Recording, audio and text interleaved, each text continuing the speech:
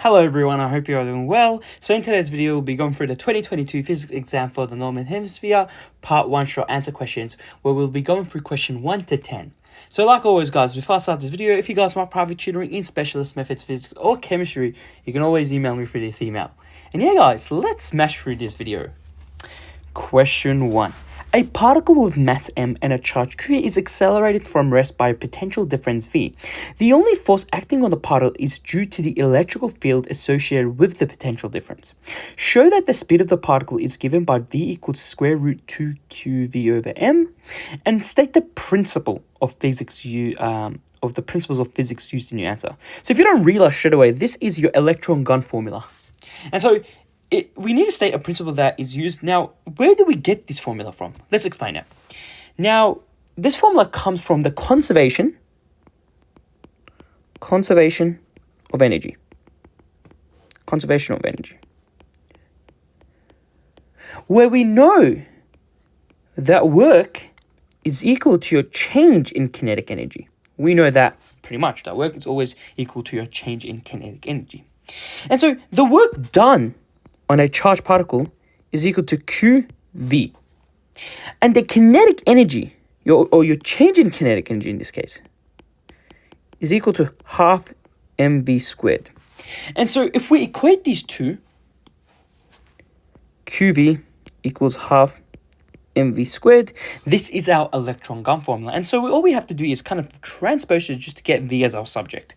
So multiply both sides by 2, we get 2qv divided by both sides by m, and then take the square root. That gives me our velocity, which actually looks like our equation. And so we've stated what principle we've used, and we've showed that is our formula. B, calculate the speed of an electron accelerated from rest by a potential difference of 200 volts. So pretty much just use this formula.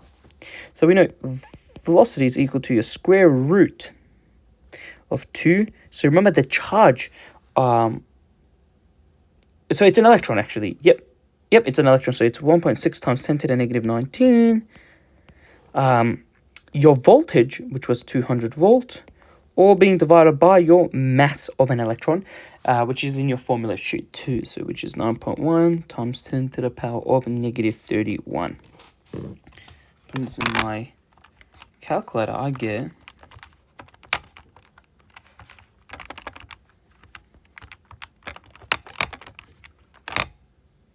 get 2, how many significant figures? To 3, I get 8.39 times 10 to the power of 1, 2, 3, 4, 5, 6 to the power 6. So I just want to double check it. 3, 4, 5, 6, 1, 2, 5, 6. Yep, 8.39. Beautiful. Question 2. The speed of a satellite in a circular orbit around the planet is given by this rule. Pretty much a basic formula to calculate the orbital radius, where g is the universal gravitational constant, m is the mass of the planet. Remember, m is the mass of the planet that is in center. So it's the central planet, and r is the orbital radius or satellite. Titan is the largest moon on the Saturn, all right, and has an orbital radius of this, and so the mass of Saturn is this. Okay, we've given the central mass, which is Saturn. Assume that Titan's orbit is circular, calculate Titan's orbital speed. So pretty much just use this formula over here. So velocity is equal to your square root g, which is 6.67 times 10 to the negative 11.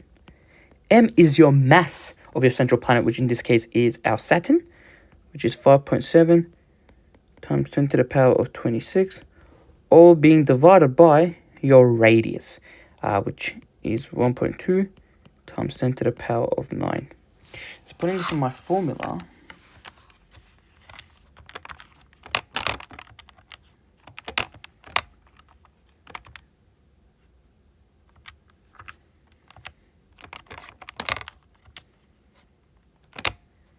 I get to, how many significant figures? We'll get to 2.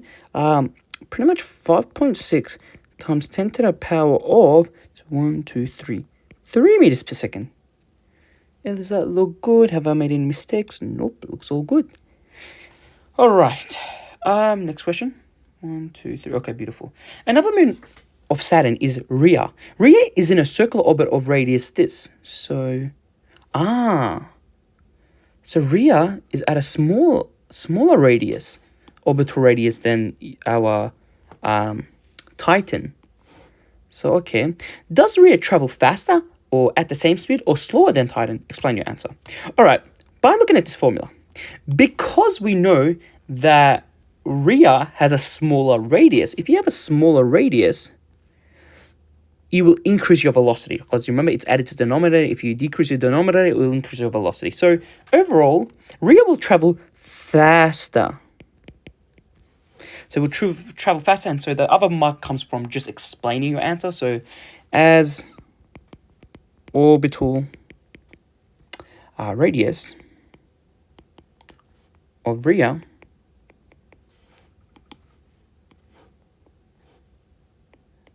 is smaller than Titan. So yep, the moon Rhea travels faster than Titan due to V equals square root of GMR. As R gets small,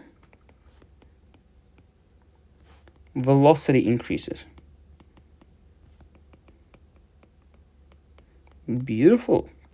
C. Titan's period around Saturn is 16 days. Calculate Rhea's period around Saturn. Show you're working out. So to calculate the period, you should straight away, there's two formulas. Always use your Kepler's law. So let's look at Kepler's law. So we know R cubed over T squared is equal to GM over 4 pi squared. Now have a look at this. I want to show you something cool about this. So if you have two planets rotating around a central planet, for example, you know, the mass, of course, is Saturn, the central planet, which is this M here. This whole value is a constant because you got to remember, G is a constant, M is a constant because they're both, you know, orbiting, you know, Saturn. 4 pi squared is a constant. So this overall value is just a constant. So we can call it a constant. So what did that tell us? So imagine that in this case, this is this right. So this is your R for, in this case, we'll say Titan. So RT for Titan cubed over. So this is T squared for Titan. So this is the period and the orbital radius for Titan. All this stuff. It would tell us that because we know, like, also it's the same for so for Rhea, which is R cubed over T R squared, and this is also a constant, remember, and these constants are equal in values because remember the mass, they're orbiting the same central mass. So what happens is because we're both constant and this constant is the same value, we can actually equate these two equations over here. So what I can just do, take this part over here, and bring this part over here right there. So now I've got a beautiful formula that helps me out and I don't have to do a lot of calculations. So let me put this a little bit up.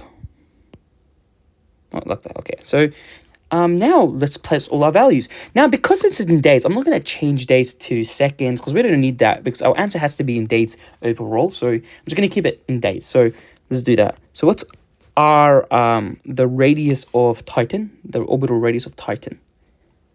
Was it given? Yes, it was. It's right over here. So it's right over here, which is 1.2 times 10 to the power of 1.2 times 10 to the power of 9 cubed, all divided by the period of in terms of Titan, which if we're given 16 days. So 16 squared is equal to your radius, orbital radius of Rhea, which is given over here.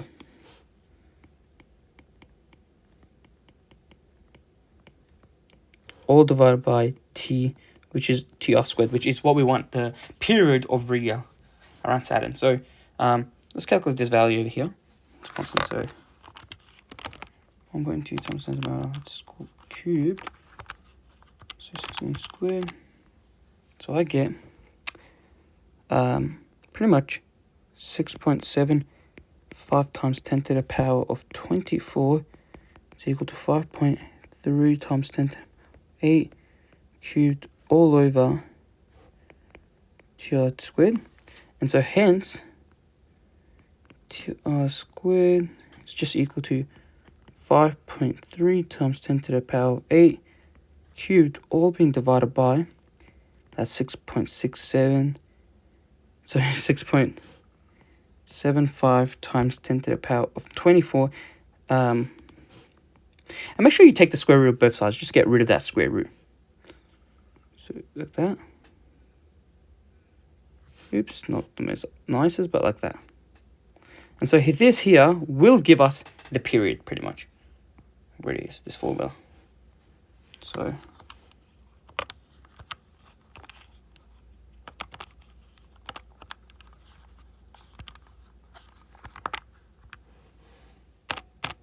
and so that gives me to approximately 2 decimal places, two significant figures.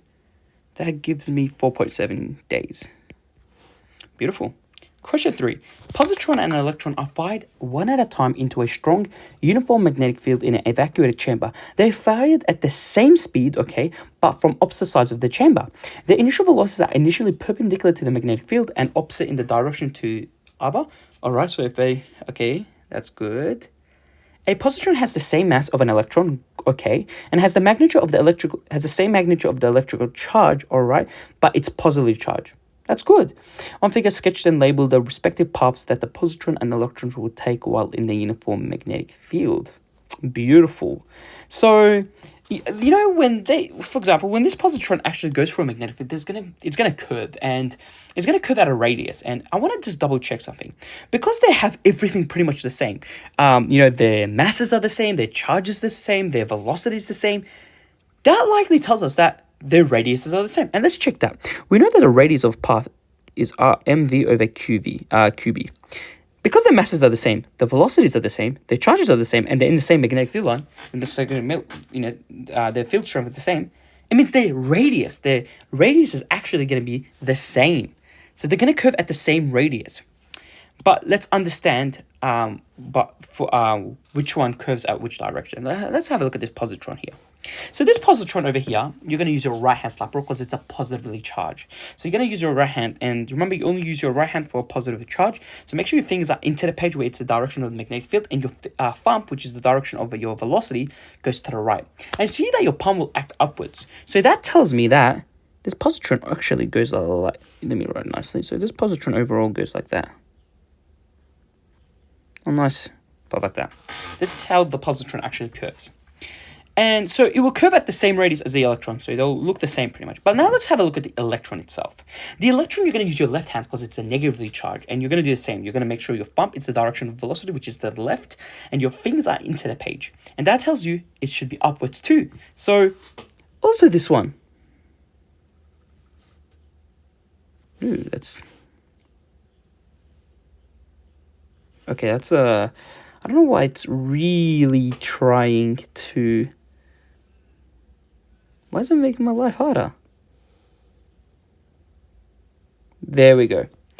And also this one also have... And they both have the same radius pretty much. So yeah, this is how I look. Do we need anything else? Sketch and label the respective paths that the positron and electrons will take. Yep, they'll...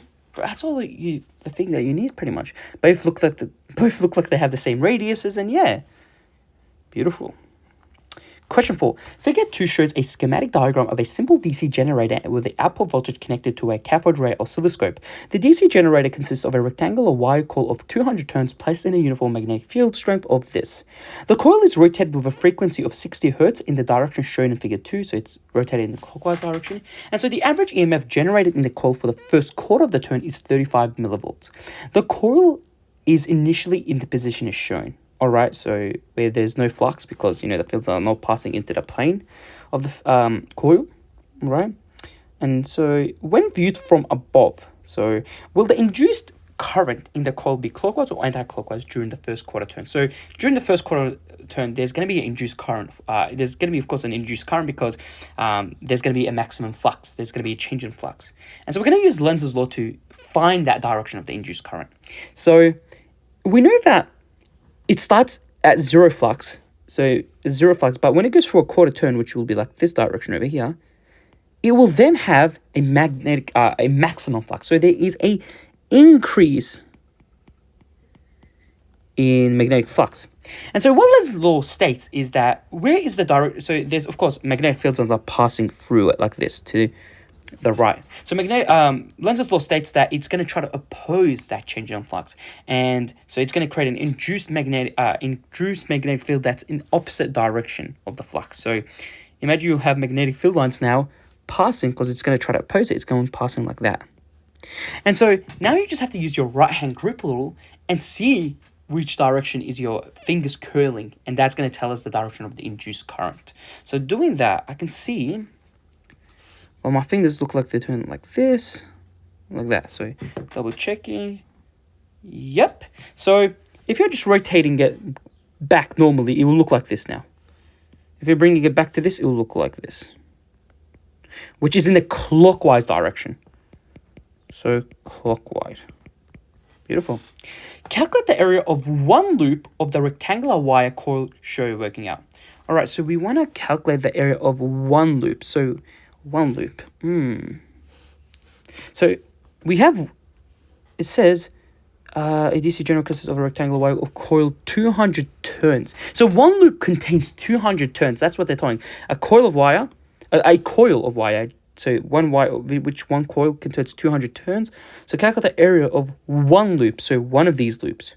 All right. So we know one loop has 200 turns. Be careful. I think a lot of students will make that mistake and be like, your N is 1. No, the N is the turns. Because it's one loop and we know each loop it means 200 turns like this. There's a lot of turns in these.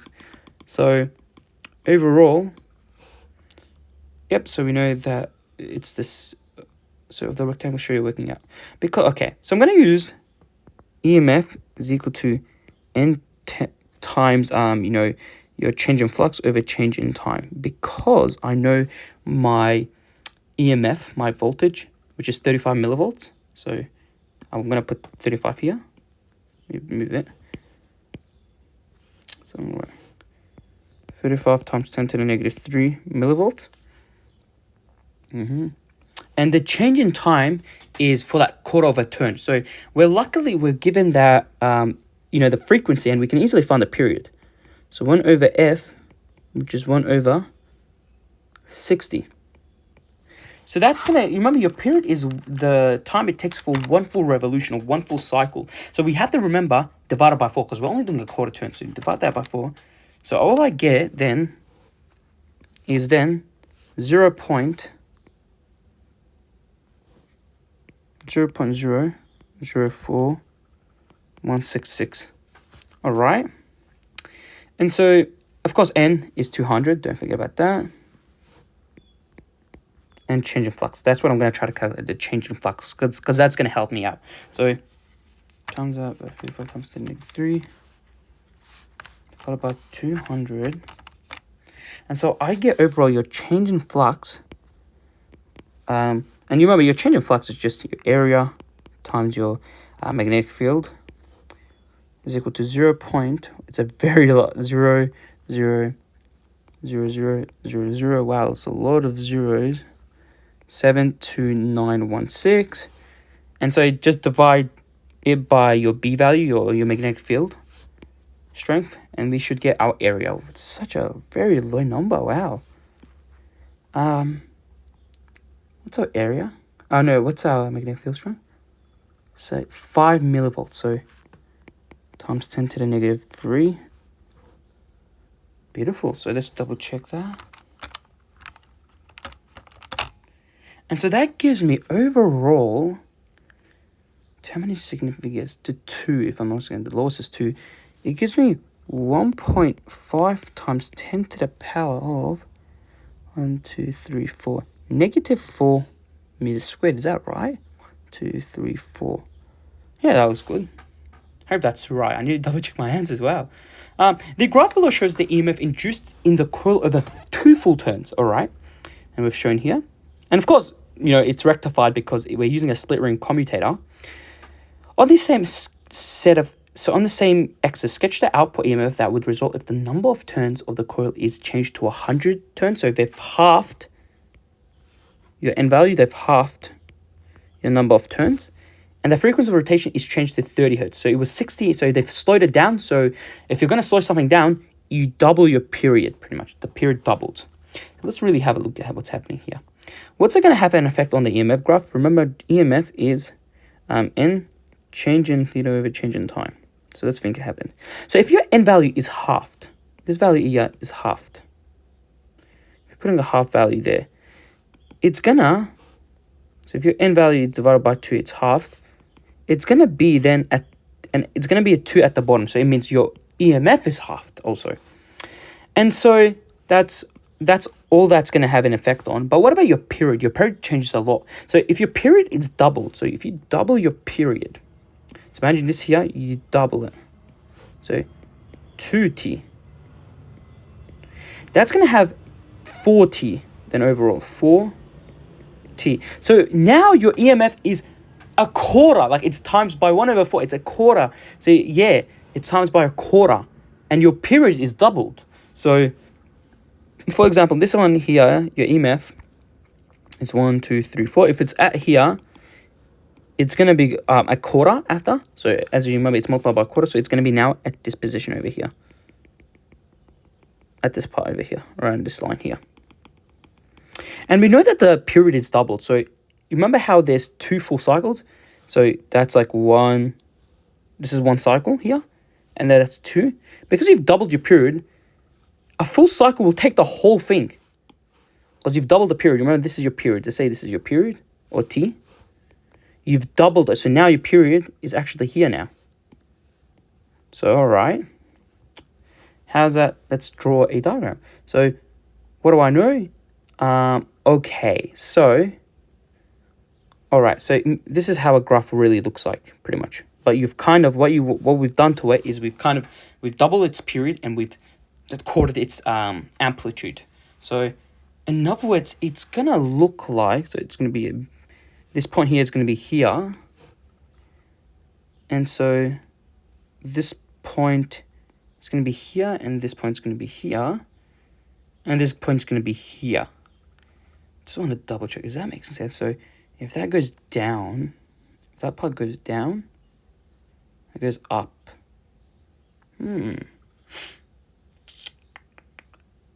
That's okay, makes sense. Yep, down and it goes up. So it looks like this overall. Oh, it's not going to be nice, but it's going to look like this, this, and this. This is how it should look like. And so that's for one period. So beautiful. Do we need on the same sketch that output? Yeah, you don't need to, draw anything else. No period. You don't have to, set scales on there. Yeah, that's all it is. Yeah, that looks nice. We've doubled the periods, we can see, and we've quartered the amplitude. So, yeah, beautiful. Question 5. A bar magnet is moved towards a single closed loop of conducting wire with the bar magnet's south pole closest to the loop, as shown in figure 3. The loop is stationary. Alright, the area and the shape of the loop remain constant and the magnet is not changed. Explain in terms of magnetic flux how a current is induced in the loop. So, this kind of looks like a question where you're going to use Lenz's law. And when I first, right now, had a look at it, I'm like, damn, I'm going to straight away use Lenz's law. No, you don't want to use Lenz's law here. Because you're not determining the direction of the induced current. You're only explaining in terms of magnetic flux how a current is induced in this loop. And so the best way that I would explain this is, if there is, remember, what do we know? So because we know that the magnetic field lines are coming into the south pole, so as you're putting this bar magnet close to this loop, there is a change in flux because you're increasing the flux in that loop. So the flux is increasing in that loop. So if you're going from 0 and you're increasing it to its maximum, what's happening? There's this change in flux. And what do we know about a change in flux? A change in flux induces an EMF in the loop. So according to Faraday's law, of course. Remember Faraday's law? And change in flux over change in time. This is your change in flux. It tells us that if there is a change in flux, we will produce an EMF and induce an EMF. And so this induced EMF drives a current in the loop. That's what it does, according to Lenz's law. Remember, if there is EMF by Lenz's law, there's going to be a current produced, a induced current. And so, yeah, I think that's all we need to explain. It's 2 marks. It's not a lot of, you don't want to write a lot in this kind of case. So in terms of the magnetic flux, how does it change? We're just going to be very simplistic and say there is a change in flux as the loop increases, as it approaches that thing. And so if there's a change of flux, an EMF is produced according to Faraday's law. And, and according to Lenz's law, if there's an induced EMF, there must be an induced current. And yeah, let's write that in this case. So, as the bar magnet approaches the closed loop of conducting wire,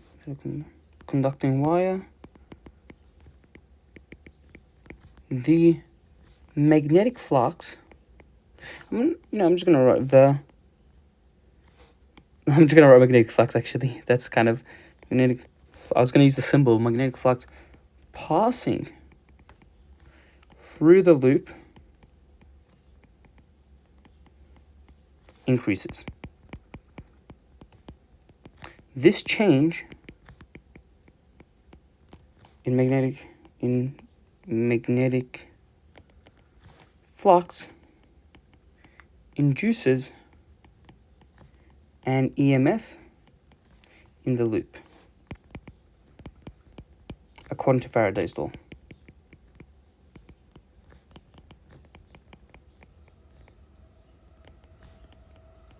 So according to Faraday's law, and so this induced current, this induced EMF induces, pretty much drives a current in the loop according to Lenz's law.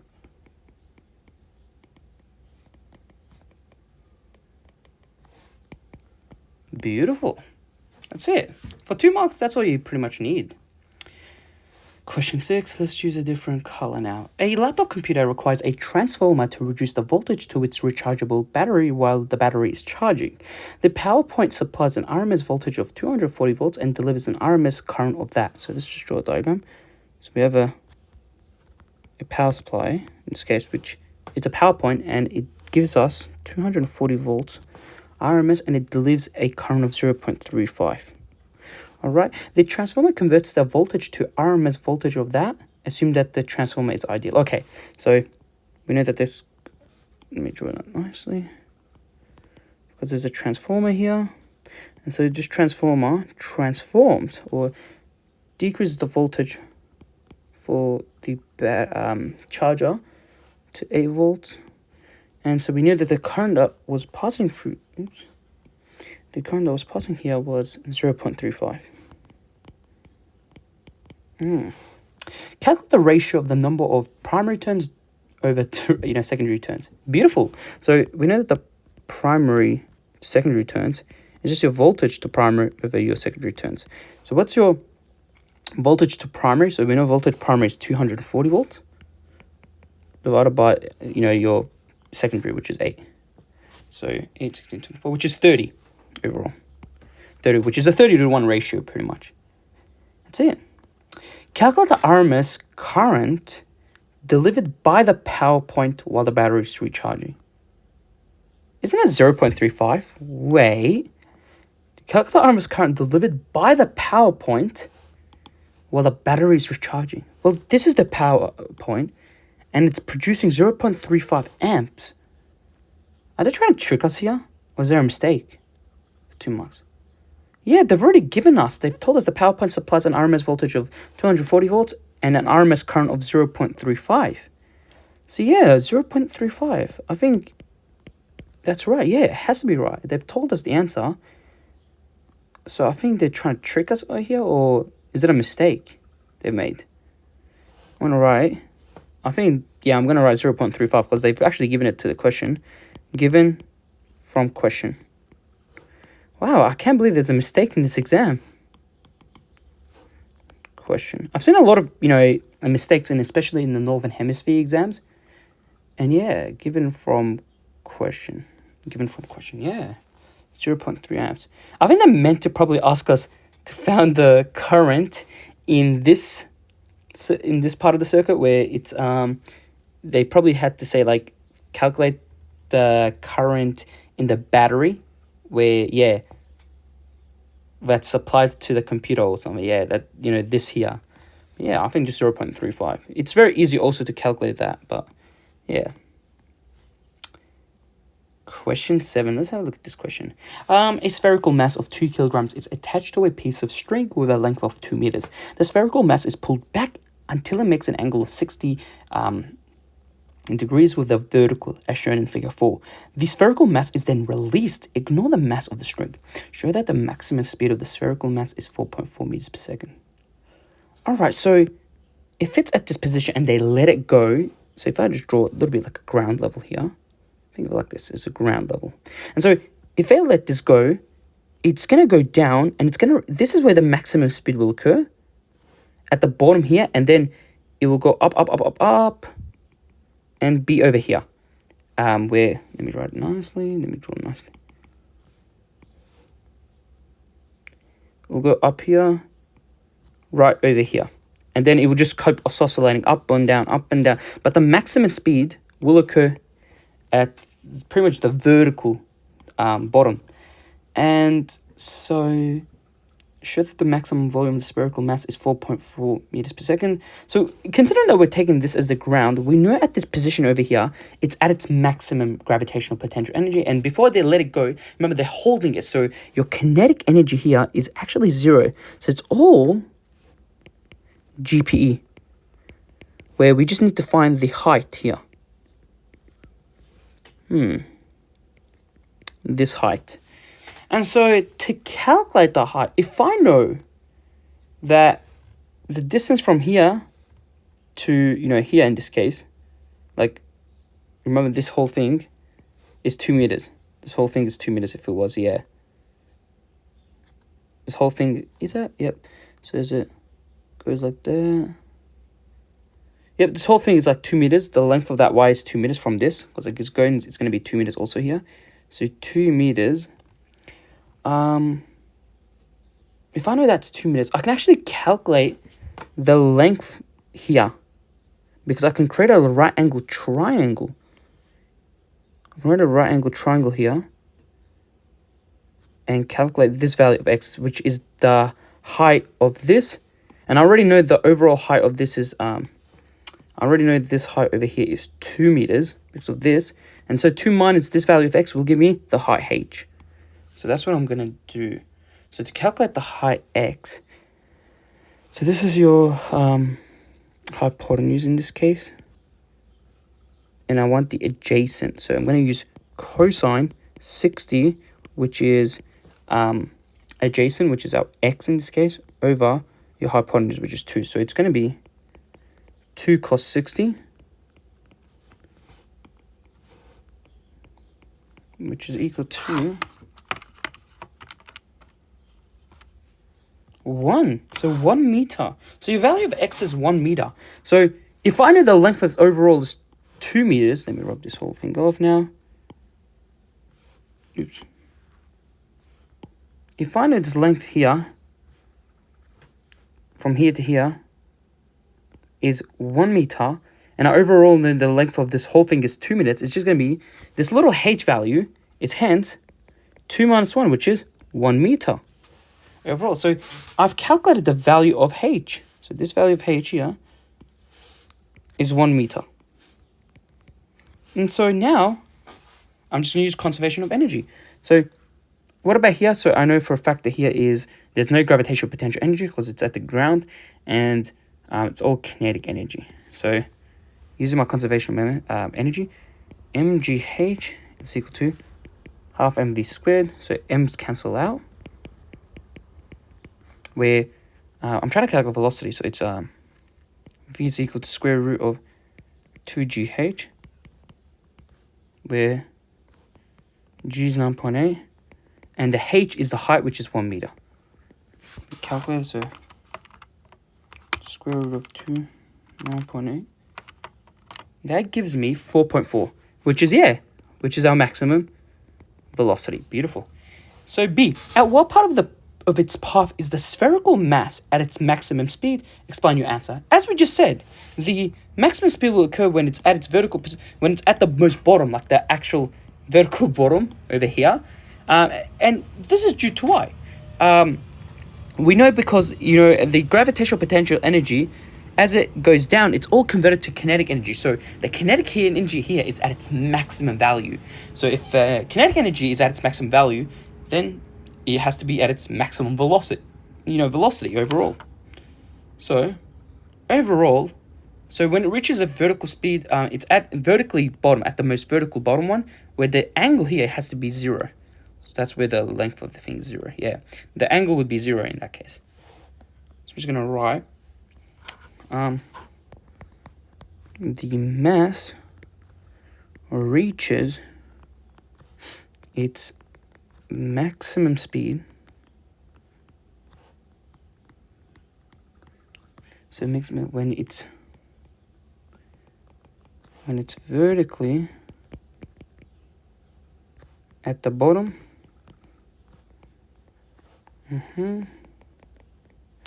Where the angle is 0 degrees. This occurs because at this position, all GPE, your gravitational potential energy, is converted to kinetic energy. That's it. Beautiful. Done. C, calculate the maximum tension in the string. So, of course, we're going to have a tension force. Let me rub these out a little bit now because, too much confusion. I don't want to just rub a lot of these stuff out. Okay. So, we're going to, of course, have a tension force. That's going to be, let me write in a red color. We're going to have a tension force here, tension. And so, to calculate tension, it's actually quite easier than expected because what we can do is we can break down these. Remember, we have a tension force and we, of course, have a force of gravity that acts downwards. So that's mg in this case. And, of course, we will have a little force net that will be acting towards the center of the, center. So if I put these all together into a nice right angle triangle, so like this,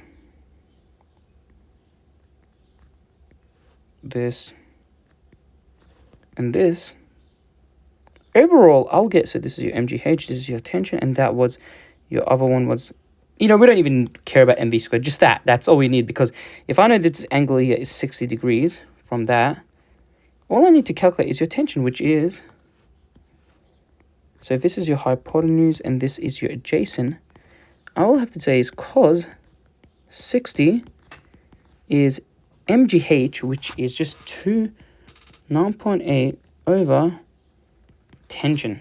So overall your tension force is just 9.8 cos 60, which is 39.2. So if I wanted to, how many significance? To 2 it's just 39 actually. So 39 newtons.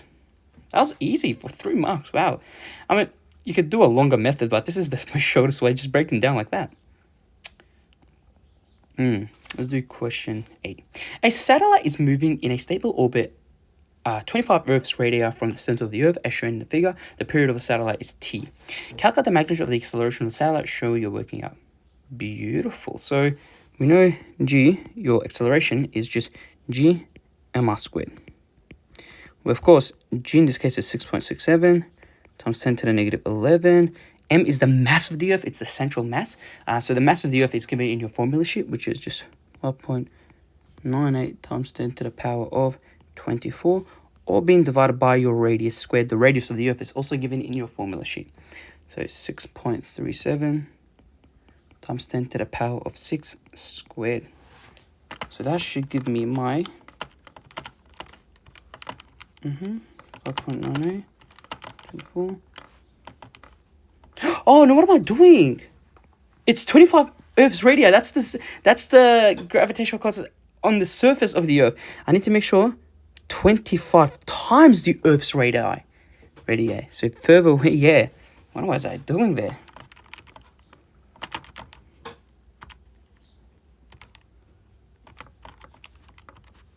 So that gives me 2. How many significance do I want it? 2, approximately 2, I would say. So 0.016 actually. Yeah. Is that right? Yeah, that's good. So 0.016. Indicate the direction of the acceleration of the satellite by drawing an arrow on the satellite on the figure shown. Easy. There's only one force that's acting, or acceleration, of course. Only the thing is, the satellite's always accelerating towards the center of the Earth. Using the terms less than, or same as, or more than, complete the table below describing the magnitude of the acceleration, the kinetic energy, and the period of the satellite compared to those of the satellite that's orbiting. What was I reading?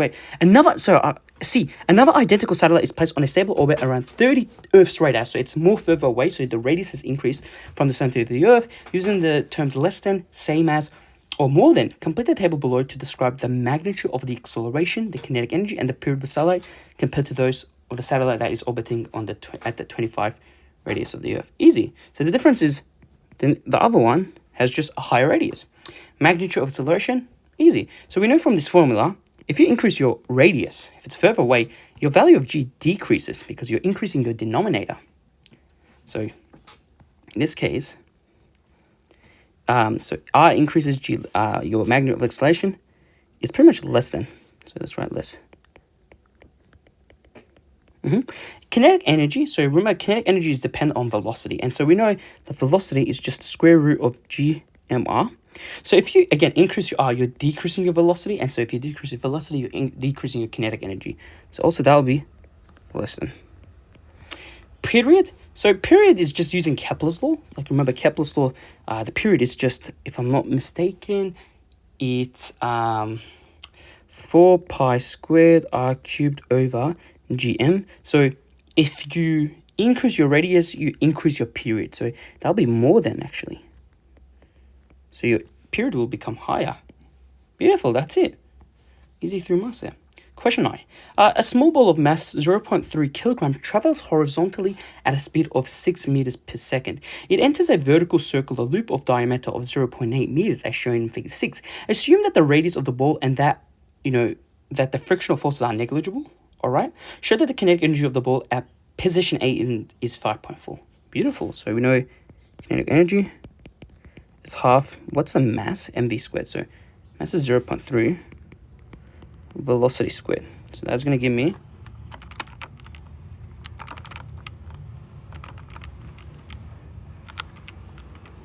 5.4, yeah, 5.4 joules, which is what we just showed here. B. Will the ball remain on the track at the top of the loop? Position B in figure 6. Give your reasoning. So for it to remain in contact, this is the conditions that it must be met. So when it's at the top of the loop, for it to remain in contact, there must be a normal reaction force. If there is no normal reaction force, the thing is going to fall down because gravity is only acting on it. So this is what it has to be met. So we know that when there's no normal reaction force, velocity is equal to rg, square root of rg. That's the velocity. So if you're traveling at this velocity, you're going to fall down, or below this velocity. Any velocity that's equal to or less than this velocity, you're going to be falling down because there's no normal reaction force. But if you go in a velocity that is greater than the square root of rg, then there is a normal reaction force, and hence you will actually be, you won't fall because there's a normal reaction force. So, in terms of square root of rg, what's the square root of rg in this case? The radius in this case is 0.4 and your g is 9.8. So you must go at a velocity that's greater than 1.97 meters per second. And that's what we need to double check. If we're going at a greater speed, then this is beautiful, so we won't fall. So to check that, we need to find the velocity at this position. And so we're just going to use conservation of energy. We know that energy in this position is just kinetic energy. And we know that energy here is both kinetic energy and GPE. So using my conservation methods, I know that half mv squared is equal to half mv squared there, plus your mgh. So we know all those masses cancel out, so that's good. So, and this is velocity when it's at the 6 squared equals half. Velocity squared is what we're trying to find. That's at the top of the loop, plus g. Height is actually 0.8. And this will give me 0.56 squared minus 1.8, 0.8. So I'll get half v squared equals 10.16. So times it by 2 and then take the square root. I get an actual velocity of 4.5 meters per second, which is great because this velocity as v is greater than 1.97, as again 4.5 is greater than 1.97 meters per second, there is a normal reaction force, and hence the car would remain. Will the ball remain on the track at the top of the loop? Yes, it will. Pretty much all we got to say, as v is greater than 1.9%, the ball will remain on the track. Beautiful. Done. Yep, so velocity. Yep, beautiful. Question 10. Let's have a try at this. So a basketball player throws a ball with an initial velocity of 7 meters per second at an angle of 50 degrees to the horizontal as shown in figure 7. The ball is 2.2 meters above the ground when it is released. By the time the ball passes through the ring at the top of the basketball, it has traveled a horizontal distance of 3.2 meters. Ignore air resistance. All right. Show that the time taken for the ball flight from launch to passing through the ring is 0.71 seconds. Show you working out. All right. So when it's here, and it reaches, it passes through the ring pretty much. And so that's easy because we're given the horizontal distance and we also know the horizontal velocity is always constant. We can actually calculate the time it takes when it passes through the ring. So we know that distance is VT. And so in this case, we want time, so it's distance over velocity. So the distance is 3.2 divided by the velocity, your horizontal velocity, which is 7.0 cosine 50. Let's double check. So 3.2, 7 cos 50, which gives me 0.71 seconds, which is what we got. That's it. B, how far above the ground is the ring at the top of the basket? Show you working out. So what we're trying to calculate now is from the ground to the ring here. We're trying to calculate this height pretty much. And so we can actually, if we can calculate, how we're starting here, we can actually calculate the vertical height here and just add it, so the vertical height here, when it passes through, of course, the thing, we can calculate this vertical height and add it with this 2.2 to get the overall height. So let's calculate the vertical displacement.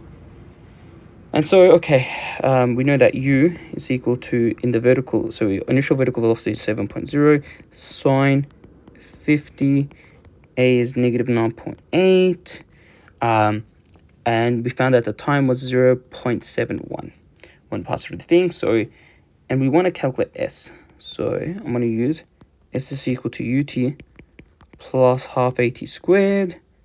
So s is equal to 7.0 sine 50 degrees.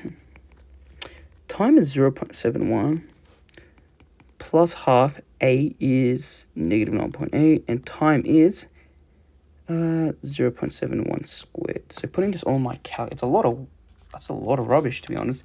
So 7.0 sine 50 plus 0.5 9.8 squared.